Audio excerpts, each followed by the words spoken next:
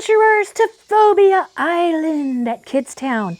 Hey, here at Phobia Island, we are learning about facing our fears and all about being courageous. You know, I had a little issue last week with spiders, but this week I'm still working on it. In fact, let's look at our life app right now. How are we defining courage? We're saying that courage is being brave enough to do what you should do, even when you're afraid. So when my friend asked me if I would pet sit for her little pet Hercules, who's a spider, I had to say yes. Even though I'm a little bit afraid, actually a lot afraid, but he's in a cage. So how bad could it be? I just drop in a little spider food and close the lid really fast, and we're getting along just fine. So I'm working on it with baby steps. See? Whew, I'm doing great. And so today we're going to hear a story about somebody who had to overcome their fears. Somebody who felt like they were not up to what God was asking them to do, and they had to do it anyway, afraid. And here to help us tell our story today is my friend Stan. Stan is a character, and Stan loves toys. He's going to be bringing out some toys and telling the story of Moses. And so let's give him a warm welcome. In fact, I'm going to have Hercules help us give him a welcome too. He's... Huh? What? Hercules! Oh my gosh! He's not in here! Hey, Jeanine. Jeanine, where are you? You just introduced me and you're not here.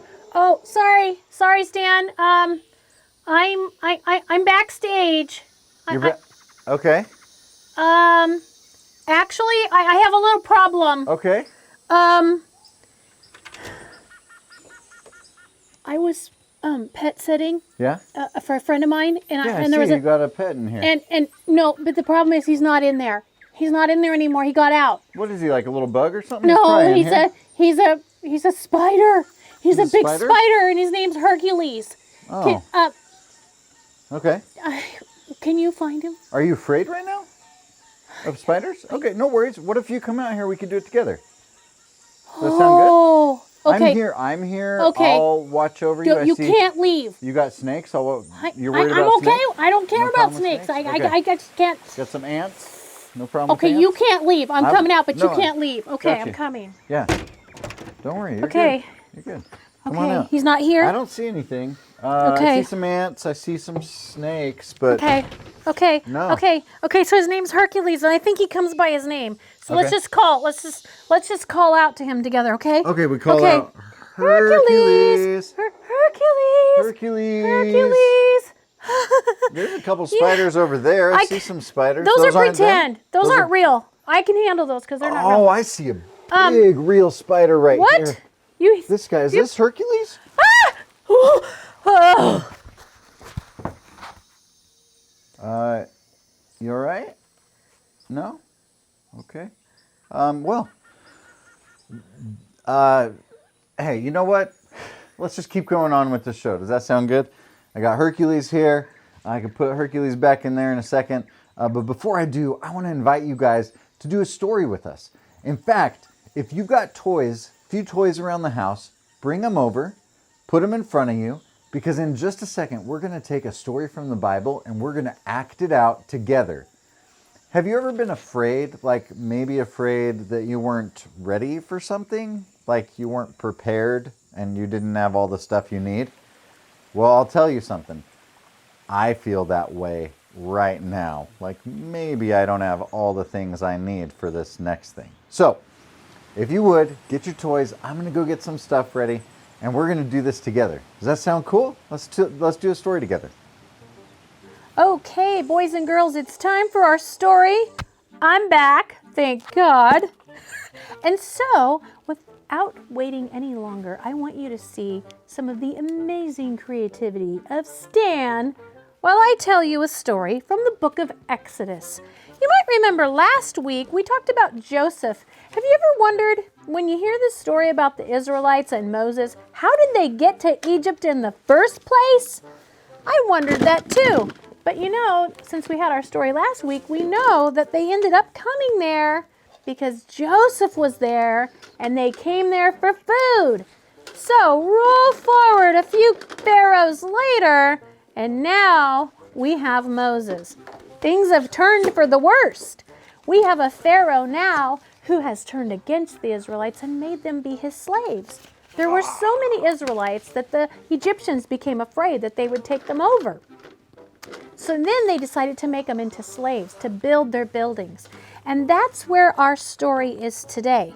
Now, you might remember that Moses was born in Egypt, and his mom put him in the river, and he floated down the river to the princess. Do you remember that part of the story? And he grew up in the palace, but when he became older, he realized, hey, I'm not Egyptian.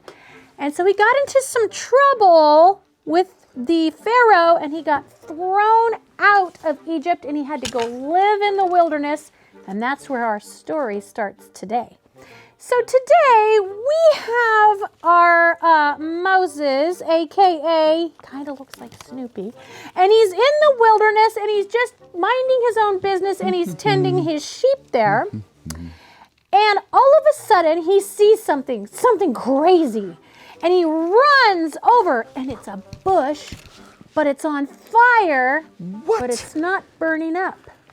And he's looking at that, and he's looking at that, and all of a sudden, a voice comes out of the bush. Moses. Would you freak out? I would totally freak out.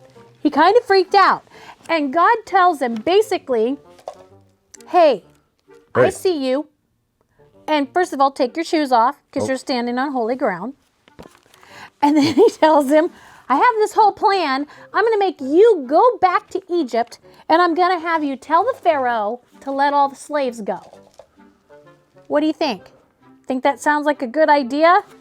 Well, Moses was like, I think you got the wrong guy. First of all, I'm wanted for crimes in Egypt. Pharaoh hates me, and I'm not even a good talker. So if I go back, I'm just going to be toast. I don't think it's going to do anything for the slaves. Get somebody else. So he makes this argument, and you know how that never works with God. He never just takes our excuses, does he? So finally, he says, all right, if you need somebody to talk for you, I'll let you take your brother Aaron. He's a good talker. Look who he is. I'm Aaron. Thumbs up. So he gets to take Aaron with him, and off they go on this journey to Egypt to tell Pharaoh that God, I am, sent them to let all the slaves go. Oh, wow. And now as Stan sets up his palace for Pharaoh, it'll be interesting to see who he chooses. Oh, wow, Pharaoh. He looks really unhappy. I am Pharaoh. Get out of my way. Okay. So, as our story goes, it just so happens that God had given Moses also a very special staff that he could use for his journey. Do you have a staff for your Moses? Well, as he looks for that, I'll tell you that there are some cool things that God did before he sent Moses on his journey. He told him, take that staff and throw it down. And he threw it down and it turned into a snake. And then he said, pick it back up. And so he already kind of told Moses, this staff's going to be very important and you're going to be able to use it to perform miracles. And so, perfect. He's got his staff. So Moses goes with Aaron before Pharaoh to tell him, you need to let all the slaves go. God said, let my people go. And let's see how that goes. God said, let my people go. God said, let his people go. No, I will not let your people go, no matter what. Well, we have God on our side, so you better watch it. I will not. Get out now. Okay, so I have a feeling And I know you know too, Pharaoh's going to be sorry. So that unleashed a series of what we call plagues. Plagues are really bad things that happen. And so let's just review a few of those. First of all, Moses put his staff down in the water and the Nile River, which was so important, and it turned into blood. All the water turned into blood. Crazy. Which, of course, then made all the fish die. So then all the fish came up to the surface, and man, did it stink. So what happens next? A plague of flies. Bring on the flies. A bunch of flies flying all over, bothering people, gnats and flies. And then, a personal favorite of mine, next came frogs. Ribbit. Frogs were Ribbit. everywhere. Frogs were in your Ribbit. cupboards, in the beds, in your food, in your icebox. Frogs, frogs, frogs. Ribbit. And even if you like frogs, that would have driven you crazy. Another plague that came were these locusts, flying locusts that flew in and ate up all the food and ate up all the crops. And the animals were dying. It was a mess. But every time they would go back to Pharaoh and say, "Now will you let God's people go?" he would just say, No, I will not let your people go. Get out of here now. can you believe it? Not only would he not let the people go, but he even gave them more work to do because he was just mad. Moses must have felt so alone. He wasn't ready to do this in the first place, but he was doing it out of obedience to God. Well, finally, the worst plague came. And the worst plague was, God said, the firstborn child of every household in Egypt will die when the death angel comes, unless they take the blood of a lamb and paint it on the doorposts of their house. You see, God was already giving us a picture of what Jesus was going to do for us. It was the shedding of Jesus' blood that causes God's judgment to pass over us and forgive our sins. And so this was kind of like a word picture, or an object lesson, I should say, of what was to come. But the people had to put the blood over the door of their house. And then that way, when the angel passed over, he wouldn't kill the firstborn of that house. Except one person for sure didn't do that. That was Pharaoh. And so sadly, Pharaoh's firstborn son died. And that's what it took.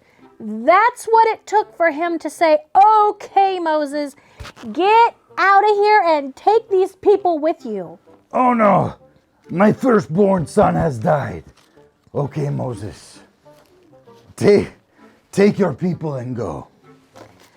All right. So can you imagine? There were so many people, thousands and thousands and thousands of people.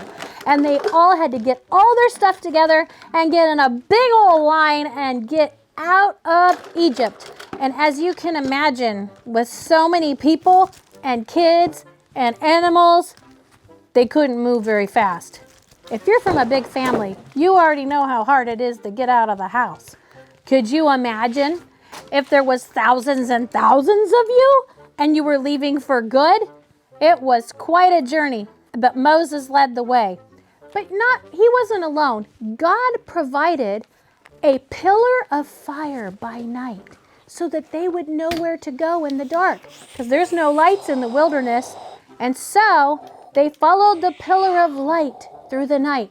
And during the daytime, he provided a big fluffy cloud that they could follow. And they knew it was God's presence with them. And since God's presence was with them, they could have the courage to take this big journey, whether or not they felt ready. Come with me if you want to live. Yes, awesome. Now our story takes a different twist, because as they journeyed, suddenly they came up to a big sea. God actually led them to the sea, which is an interesting point. You would think he could lead them anywhere, but he led them right up to the shores of a sea, of an ocean sort of type of thing. It's not as big as an ocean, but it's a sea. Too big to swim across. Big waves and big, big fish inside. It's called the Red Sea. And when they got to the Red Sea, they had to stop and camp for a while. They had to stay with God's cloud and God's pillar of fire. They didn't know what was going to happen next. But meanwhile, back in Egypt, Pharaoh was having a change of heart. He started to realize, hey, who's going to do all my work now that I let the slaves go? And I still have these sores from one of those plagues. This is really ticking me off. I will have no temples. I need people now. Get to the people now. So he decided to call his army out and get his chariots and chase after the people that he'd already let go, even though they were days ahead of him. The chariots moved fast, and remember, our friends were stuck up against the sea. Suddenly, they could see that Pharaoh's army was coming, and they started to be afraid, and they started to cry out to God, what are we going to do? What are we going to do? Here's a cool thing, though. God took that pillar of fire at night, and he stood between the Israelites and the Egyptians so that the Egyptians could not come any closer. Isn't that cool? Finally, he said to Moses one day, why do you just keep crying out to me to save you? Take your staff that I gave you and hold it out over the waters. And so Moses did that. He prayed and he held his staff out over the waters. And God began to part the waters of the sea. All night long, as Moses stood there with his staff out, Aaron helping him, God blew and pushed all the waters back and created a path across the sea. Not only was there no water, he even made the ground dry for them to walk on. Could you believe that? How crazy that must have been. So in the morning, the Israelites knew to cross. And so Moses took his staff and he led the way across the sea, and he continued to hold his staff up while the Israelites crossed the Red Sea on dry land. Something that seemed so impossible.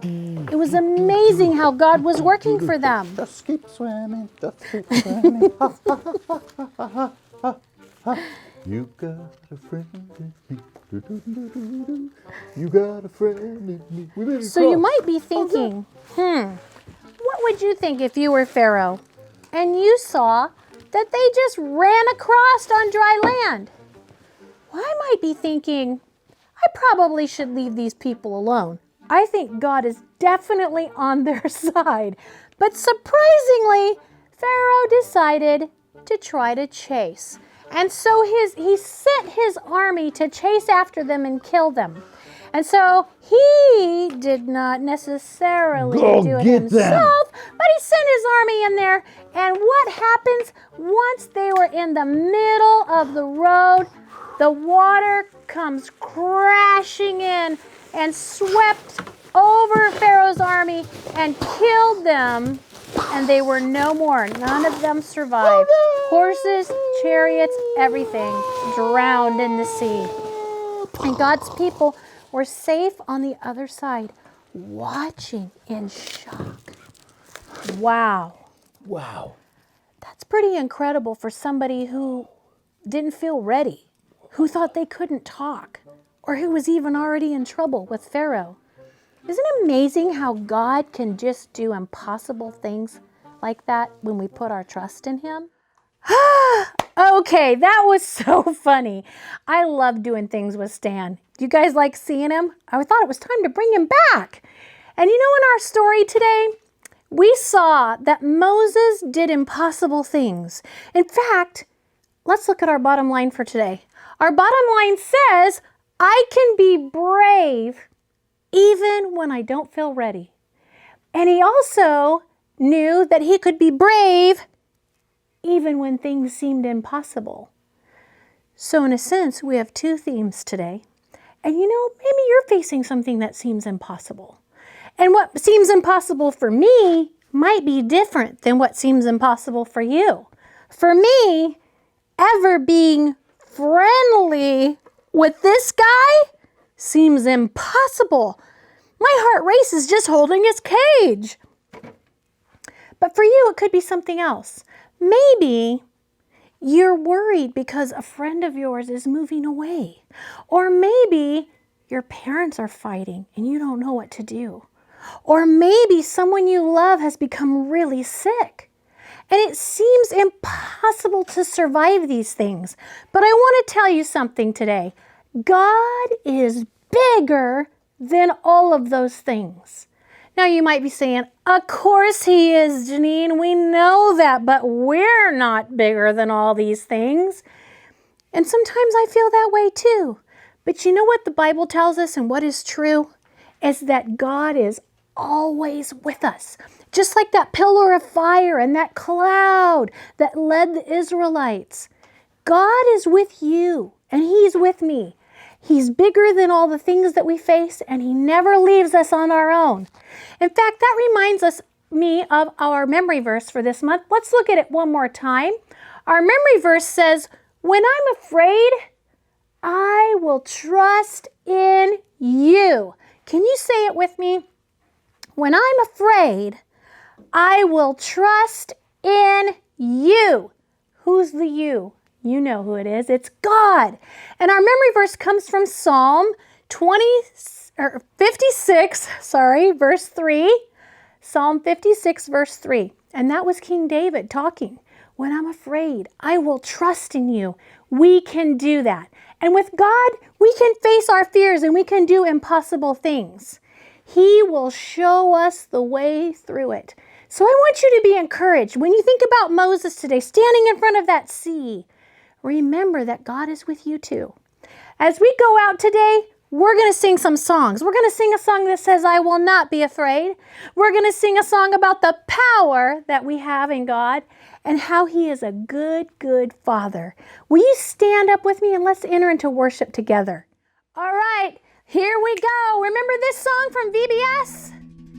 Yeah. Woo!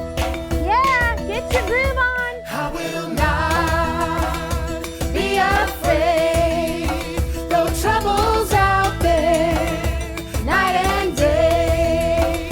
No, I will not be filled with fear, since God is always, always, always. Yeah, I know he's always here. Yeah. I will not be afraid, though troubles out there, night and day. No, I will not be filled with fear, since God is always, always, always. Yeah, I know he's always here. Oh, yeah. I don't need to worry, 'cause my God takes care of me. Gives me life, he gives me breath, yeah, everything I need. I got all the power, and his power sees me through. He always does exactly what he says he's gonna do. Yes, he says he's gonna do. I will not be afraid, though troubles out there, night and day.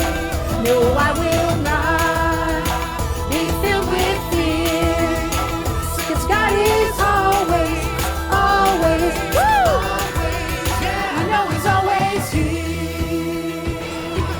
Oh, yeah. That's right. Woo-hoo. Yeah. I will not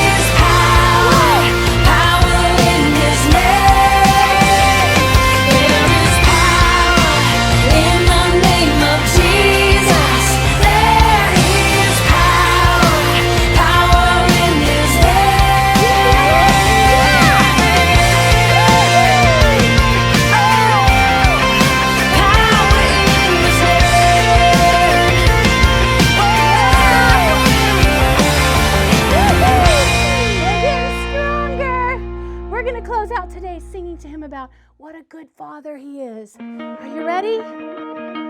You got to get your sway on for this song. It feels so good to sing to him today.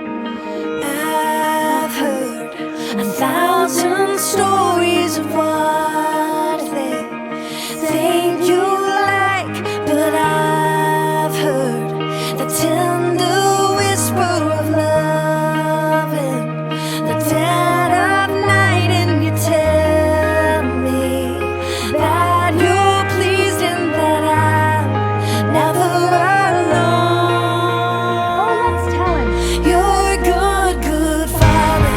It's who you are. It's who you are. It's who you are. And I'm loved by you. It's who I am. It's who I am. It's who I am.